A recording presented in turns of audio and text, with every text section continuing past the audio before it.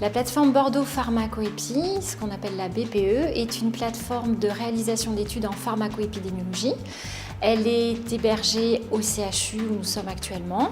Elle est gérée administrativement conjointement par l'Université de Bordeaux et l'ADERA. Elle est labellisée par l'INSERM en tant que CIC 1401.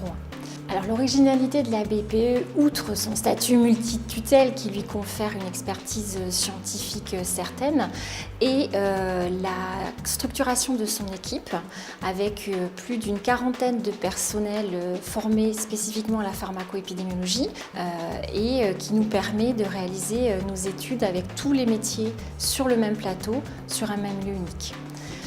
L'idée est de répondre aux besoins d'évaluation des médicaments une fois qu'ils sont sur le marché, soit à la demande des autorités de santé, soit des industriels du médicament.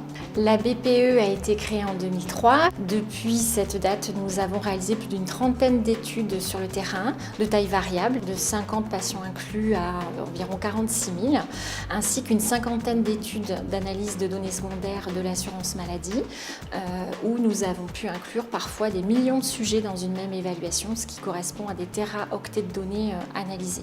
Donc dans les exemples que l'on a de ce type d'études, dans les données d'assurance maladie, qui sont quand même une ressource extraordinaire, a été de regarder tous ces nouveaux anticoagulants dont on a beaucoup parlé ces dernières années, pour voir si dans la vraie vie, ils avaient des résultats qui confirmaient sur les essais cliniques. Et effectivement, on a trouvé sur plus de 200 000 patients traités que les gens qui prenaient ces nouveaux produits avaient moins d'accidents vasculaires cérébraux, avaient moins d'hémorragie, avaient moins de décès que ceux qui prenaient les antivitamines K, les anciens traitements.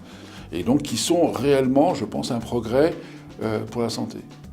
Au final, ces résultats sont destinés à être publiés d'une part, et d'autre part, ces résultats contribuent à la mise à jour des recommandations d'utilisation des médicaments et donc in fine à la stratégie thérapeutique que l'on va pouvoir proposer aux patients.